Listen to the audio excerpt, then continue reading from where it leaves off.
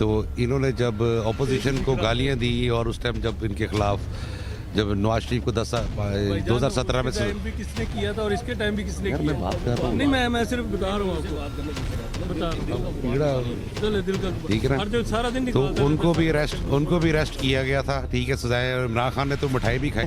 कि पाकिस्तान साइफर में बेसिक जो उसने कहा था कि ये अमेरिका की तरफ से आया गया है, उससे हमारे और अमेरिका के ताल्लुकात जितने और भी मुल्क हैं उनके साथ बड़े ताल्लुकात ख़राब हुए हैं।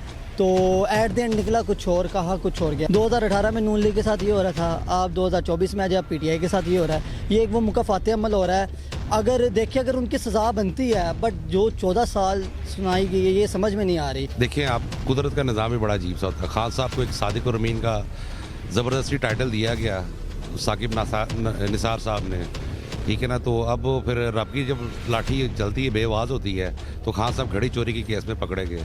इतना बड़ा उम्मत का लीडर घड़ी चोर साबित हो गया। उनको सज़ा नहीं मिलेगी क्योंकि उनकी उन्होंने गल हो गई है। असल बात यह है कि जिनकी गल हो गई है उनको सज़ा नहीं मिलेगी, जिनकी गल नहीं हुई सज़ा उनको मिलेगी।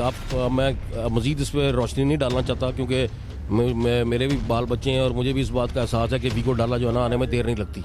बिस्मिल्लाहिर्रहमानिर्रहीम, अस्सलाम वालेकुम नाजरीन, मैं हूं तोहिद खान और आप देख रहे हैं पाकिस्तान नेशन टाइम। नाजरीन, सुप्रीम कोर्ट ने कल जो साइफर केस में इमरान खान और शाह महमूद कुरैशी को 10 साल कैद की सज़ा सुनाई थी, और उसी के साथ साथ आज ही तोशाखाना केस में इमरान खान और उनके लिए बुशरा बीबी को 14 साल की कैद की सज़ा सुनाई दी है।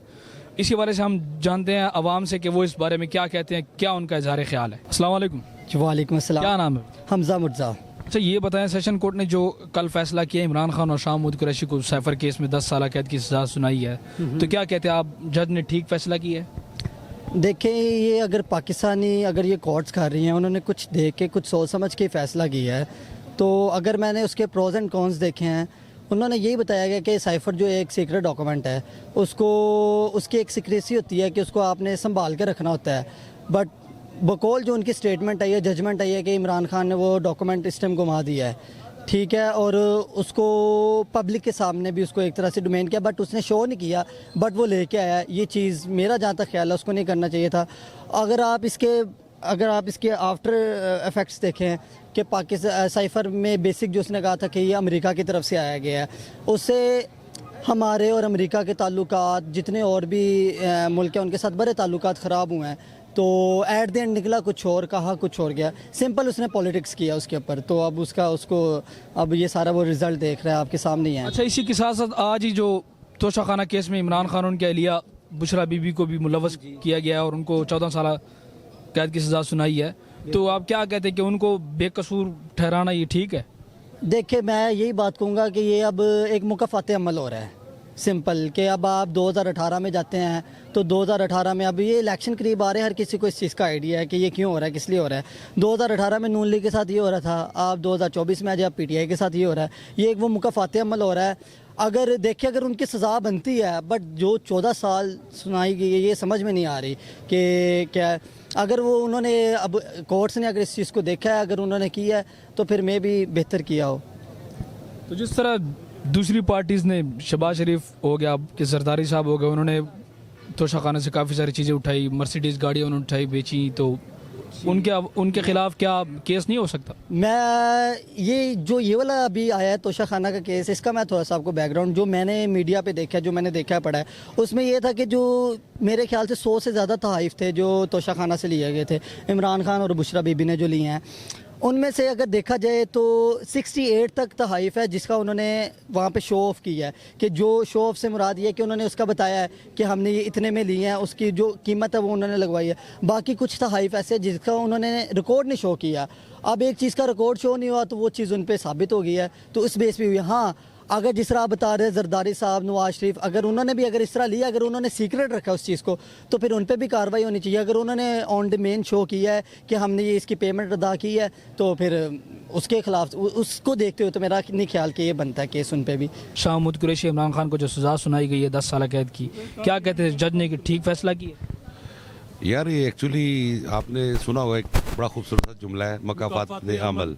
ठीक है, तो इन्होंने जब अपोजिशन को गालियां दी और उस टाइम जब इनके खिलाफ जब नवाज शरीफ को 2017 में टाइम भी किसने किया था और इसके टाइम भी किसने यार किया? मैं बात कर रहा हूँ। नहीं, मैं सिर्फ बता रहा हूँ आपको, बता रहा हूँ। चलो दिल का ठीक है ना, हर जो सारा दिन तो निकालता है, उनको भी अरेस्ट किया गया था। ठीक है, सजाएं। इमरान खान ने तो मिठाई भी खाई थी, और साथ वो जो आरिफ अलवी साहब हैं जो प्रेसिडेंट ऑफ पाकिस्तान, उन्होंने भी मुंह खोल के, हालांकि ऑलरेडी मुंह में उन्होंने इमरान खान के रखे हुए थे गुलाब जामुन, तो और भी खा रहे थे वो शौक से। तो मकाफात अमल चल रहा है भाई।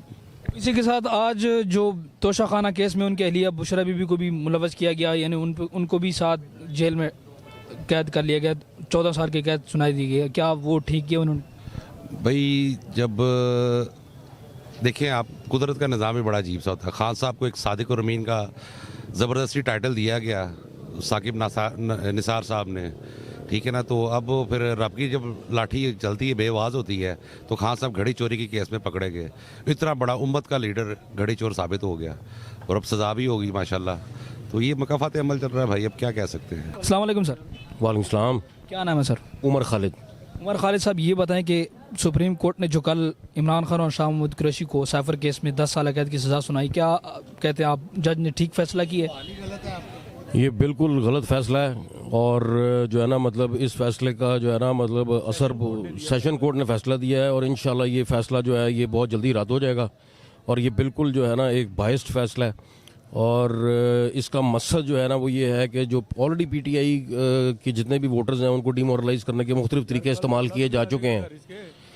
ये पीटीआई को डीमोरलाइज करने का लेटेस्ट तरीका है, जिसके ज़रिए वो कोशिश कर रहे हैं कि लोग जो है ना वो मायूस होकर घरों से ही ना निकलें। लेकिन इसका ऑपोजिट इफेक्ट होगा, आप देखिएगा पीटीआई का वोटर और सपोर्टर मज़ीद चार्ज होकर घर से निकलेगा, और इंशाल्लाह रिजल्ट जो है ना वो 8 की शाम तक सबके सामने होगा। अच्छा, उसी के साथ साथ आज जो तोशा खाना केस में जो उनके एहलिया को भी शामिल किया गया, क्या कहते हैं उनका भी कोई कसूर था? देखिए मसला यही है कि मतलब मैंने आपको बताया कि प्री पोलिंग रिगिंग जिसे कहते हैं, उसकी हर किस्म की जो सूरत हो सकती है वो इस्तेमाल कर ली गई है। ये इसकी मकरूह तरीन सूरत हो सकती थी, और जो है ना घटिया तरीन सूरत हो सकती थी, जिसमें उनकी अहलिया को भी शामिल कर लिया गया है। लेकिन इंशाल्लाह ये सारे जो ज़्यादतियाँ जो हो रही हैं ये गैल्वनाइज करेंगी सपोर्ट को और स्ट्रेंथन करेंगी सपोर्ट को, और इंशाल्लाह रिजल्ट आपके सामने आएंगे। जिस तरह तोशा खाना केस में बाकी भी लोग शामिल थे, जरदारी साहब हो गए, आपके शहबाज शरीफ, नवाज शरीफ हो गए, आप क्या कहते हैं कि उनको भी सज़ा मिलनी चाहिए? उनको सज़ा नहीं मिलेगी, क्योंकि उनकी उन्होंने गल हो गई है। असल बात यह है कि जिनकी गल हो गई है उनको सज़ा नहीं मिलेगी, जिनकी गल नहीं हुई सज़ा उनको मिलेगी। मैं मज़ीद इस पर रोशनी नहीं डालना चाहता, क्योंकि मेरे भी बाल बच्चे हैं और मुझे भी इस बात का एहसास है कि वीको डाला जो है ना आने में देर नहीं लगती। तो जो है ना मतलब, लेकिन ये है कि जिनकी गल हो गई है उनके साथ कोई ज़्यादती नहीं होनी, और जिनकी गल अभी नहीं हुई वो मारे जाएंगे।